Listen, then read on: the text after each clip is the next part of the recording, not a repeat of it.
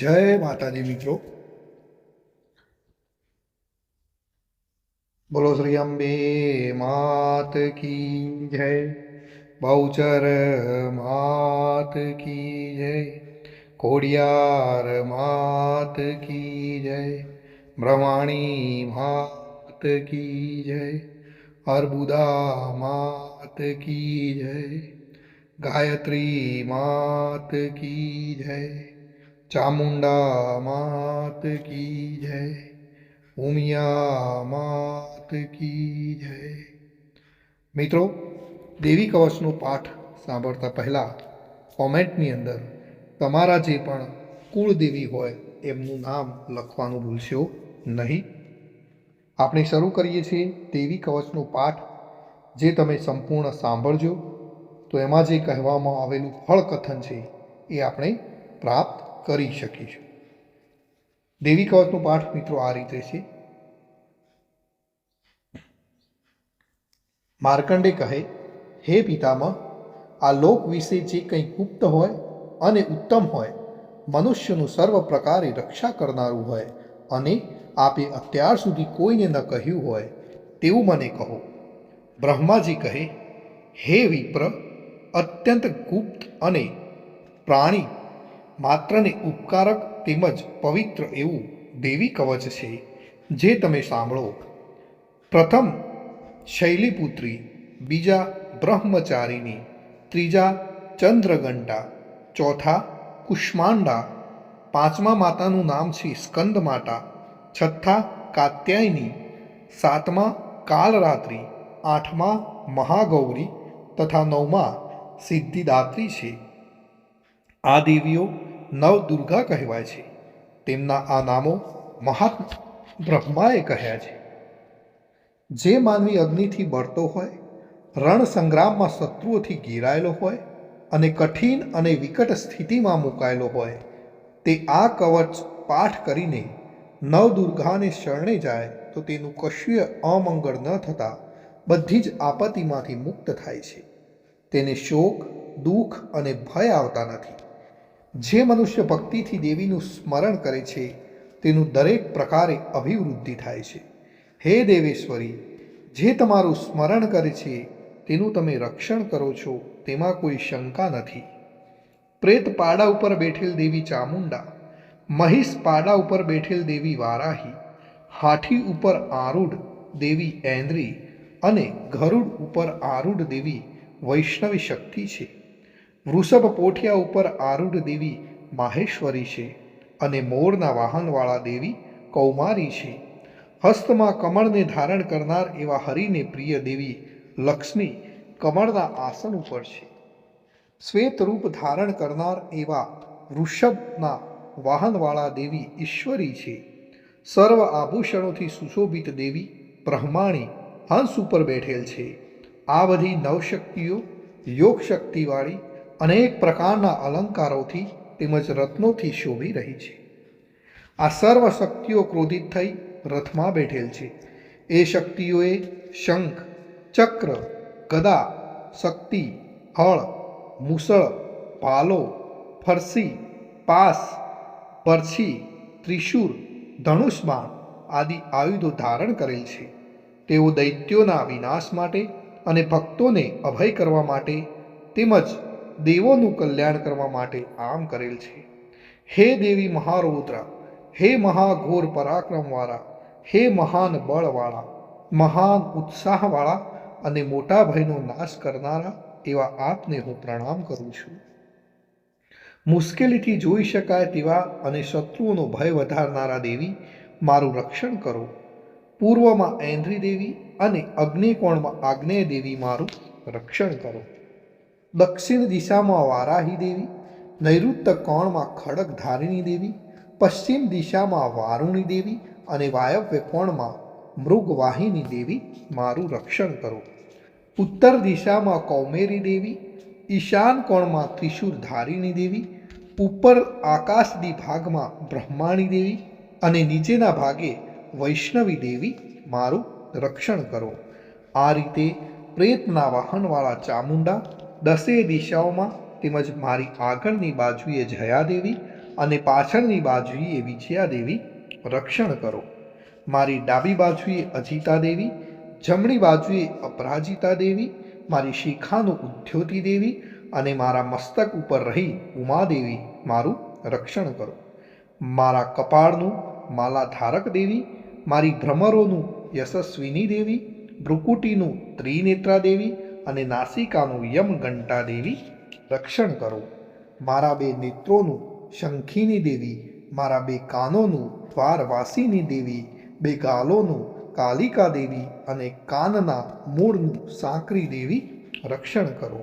મારી નાસિકાના મધ્ય ભાગનું સુગંધા દેવી, ઉપરના હોઠનું ચર્ચિકા દેવી, નીચલા હોઠનું અમૃતકલા દેવી અને જીભનું સરસ્વતી દેવી રક્ષણ કરો.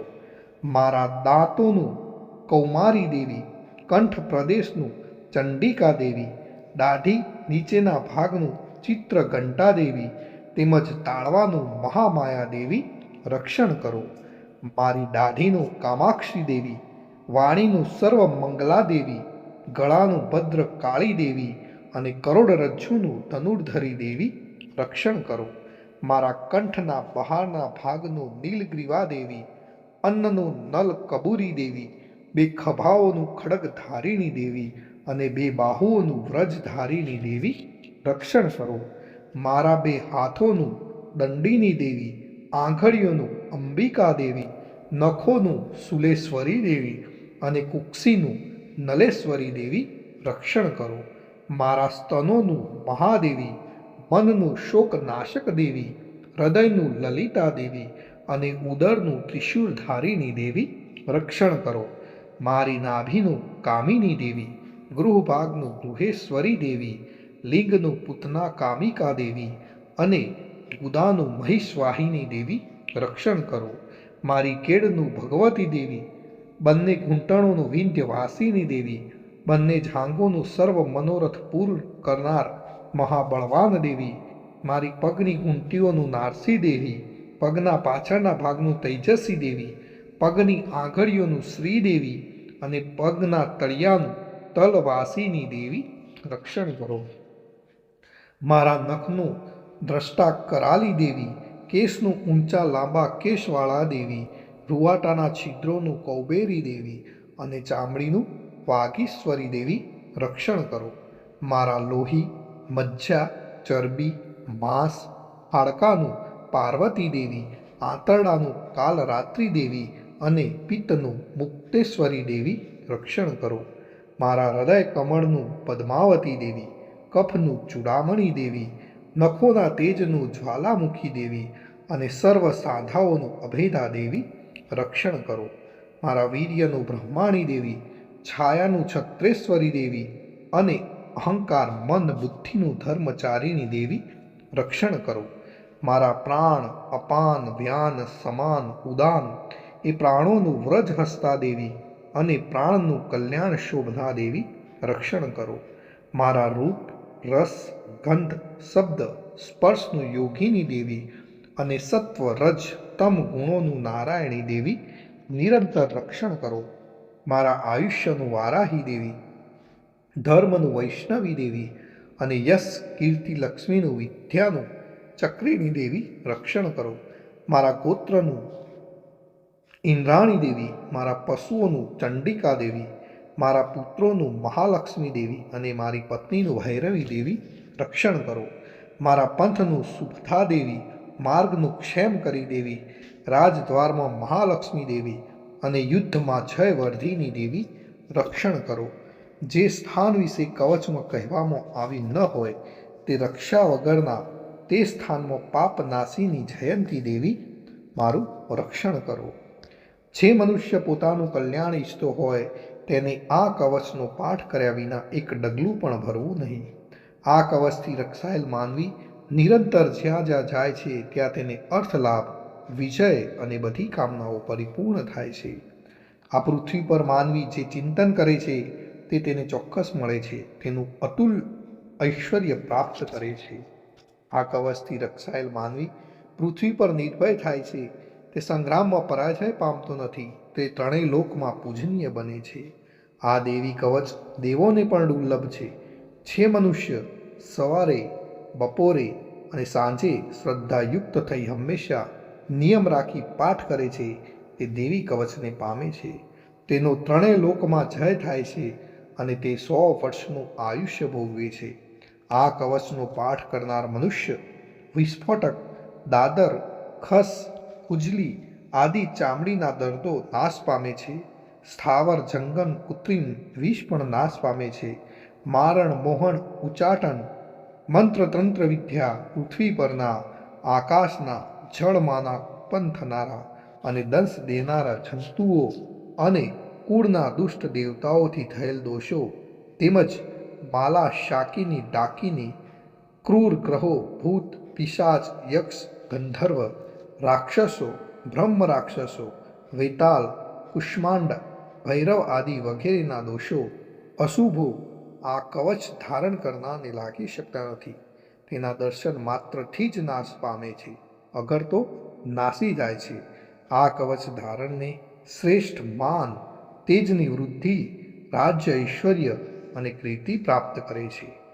જે આ કવચનો પાઠ કર્યા પછી ચંડી પાઠ કરે છે તો તેનો 100 યશ વધે છે. જ્યાં સુધી વન, પર્વત, ઉપવન સહિત પૃથ્વી રહે છે ત્યાં સુધી તેની પુત્ર પૌત્રાદિ સંતાન વંશ કાયમ રહે છે. મહામાયાની કૃપાથી તે મૃત્યુ બાદ પણ દેવોને દુર્લભ એવું શાશ્વત સ્થાન મેળવે છે. તે શ્રેષ્ઠ રૂપ મેળવીને શિવની સાથે આનંદ કરે છે. મિત્રો, અહીં આપણે દેવી કવચને સંપૂર્ણ કરીએ છીએ. તો કોમેન્ટની અંદર મિત્રો જય માતાજી લખવાનું ભૂલશો નહીં અને તમારી કુળદેવીનું નામ પણ લખવાનું ભૂલશો નહીં.